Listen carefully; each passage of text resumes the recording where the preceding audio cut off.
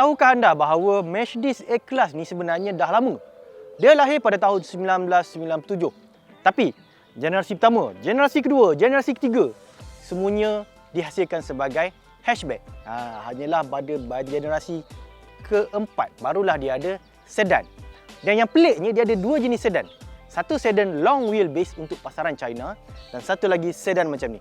Dan dia ada banyak varian.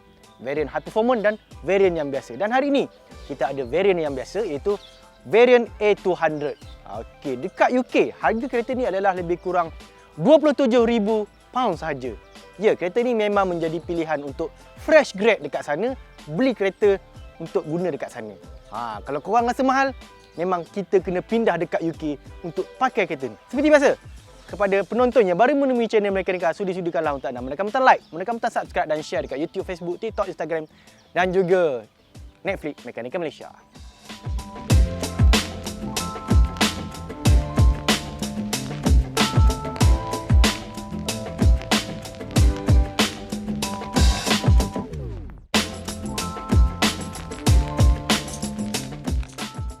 Mercedes A200 yang kita ada hari ini adalah versi facelift berbanding dengan model yang lama. Ada beberapa perubahan kecil yang menjadikan kereta ini lebih handsome dan lebih bergaya berbanding dengan model yang sebelumnya. Okey, untuk versi facelift ni, lampu depan LED di RL ni dia dah ringkaskan. Kalau dulu dia bentuk L, sekarang ni dia bentuk segaris sahaja.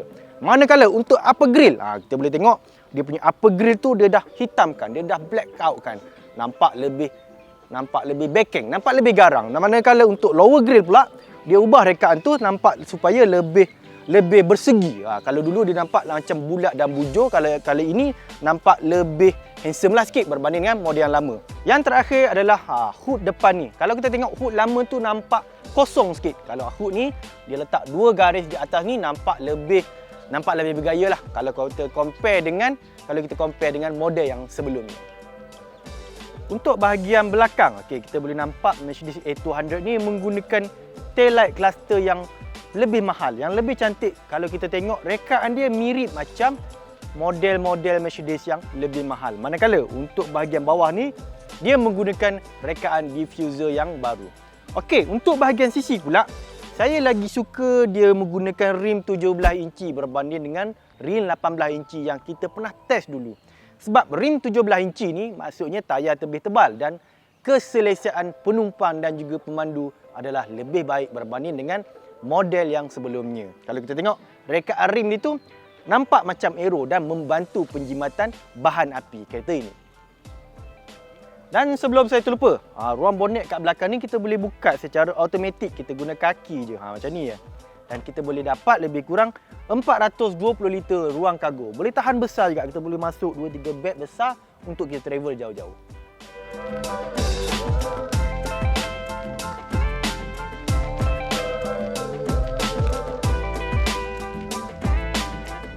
Dekat dalam Mercedes A200 ni adalah tipikal sebuah Mercedes di mana kita ada dua skrin sebesar 10.25 inci. Memang besar, nampak macam tablet, nampak macam iPad 2 biji dekat depan ni. Di mana satu untuk meter cluster dan satu lagi untuk sistem MBUX, Mercedes-Benz User Experience.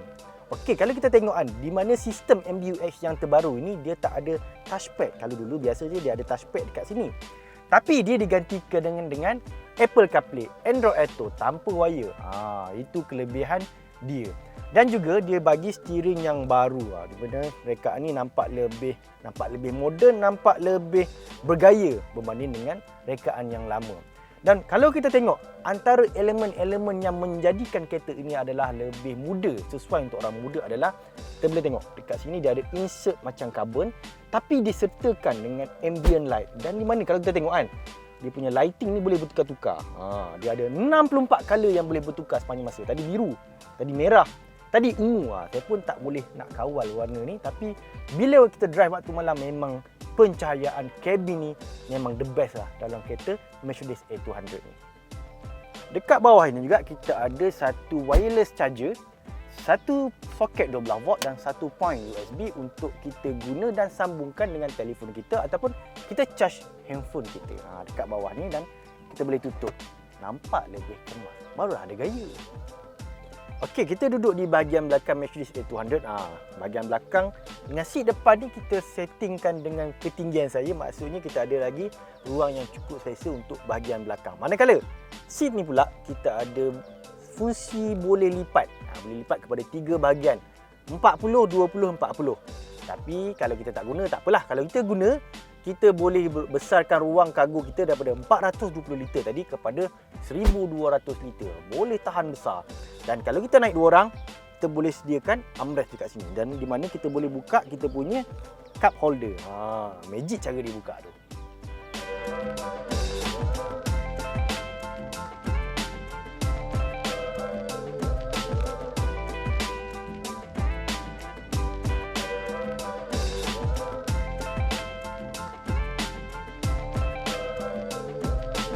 Mercedes A200 ini dikuasikan oleh enjin 1334cc yang menghasilkan sekitar 160 horsepower dan 250 Nm torque. Memang power kereta ni sebab 0 ke 100 dalam masa 8.3 saat, manakala top speed dia 230 untuk kereta dengan enjin 1.3 saja. Tapi ada turbo lah. Of course ada turbo. Tapi yang magicnya kalau kita compare dengan variant yang 2019 dulu, kereta ni sebenarnya lagi jimat. Okey, yang 2019 dulu saya dapat lebih kurang 12 km per liter. Yang ini kalau kita bawa sekitar dalam 110 ke 120, kita boleh dapat sekitar 18.3 km per liter. Which is not bad untuk sebuah kereta dengan enjin turbo dengan kuasa sekitar 160 horsepower ni. Memang mantap lah dia punya penjimatan bahan api tu. Perkara kedua yang kita boleh perhatikan bila kita test kereta ni adalah suspension dia. Kalau dulu untuk variant 2019 dulu, dia menggunakan tayar run flat tayar daripada Hankook. Sekarang ni dia pakai belik tayar biasa. Dia kurangkan saiz tayar kepada 17 dan hasilnya dengan menggunakan tayar Bridgestone Turanza, kita boleh rasa dia punya suspension ni lebih supple, lebih soft, lebih selesa kalau kita compare. Sebab masa dia pakai run flat tayar dulu, ya Allah, memang keras gila. Kita rasa memang tak selesa langsung. Kalau kita masuk highway okey, tapi bila kita lalu jalan tak rata macam ni, memang belakang tu rasa terhentak-hentak. Memang kita rasa macam kereta ni nak kata sport tak sangat, tapi dia punya suspension tu memang menyakitkan hati. Dan kalau yang ini, suspension dia memang superb lah, memang best untuk sebuah kereta permulaan Mercedes ni.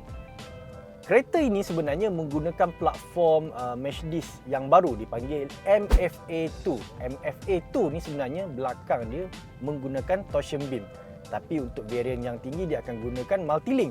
So yang kita guna sekarang ni adalah menggunakan torsion beam. So kalau kita bawa kereta ni, sebenarnya saya boleh buat conclusion bahawa 60% suspension setting untuk kereta ni adalah untuk keselesaan, manakala 40% lagi untuk dynamic handling dia. Sebab saya test kereta ni, saya bawa naik lalu Simpang Pulai sampai ke Kampung Raja Cameron Highland lah.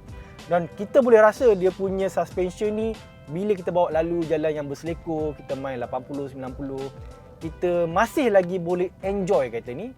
Dan pada masa yang sama, kita boleh lagi rasa selesa. Means kalau kita bawa kereta ni jauh-jauh, kita tak rasa penat, kita tak rasa melantun-lantun macam yang model yang lama sebelum ini. Dan improvement yang dibuat itu memang sangat menarik dan sangat menakjubkan bagi sebuah Mercedes.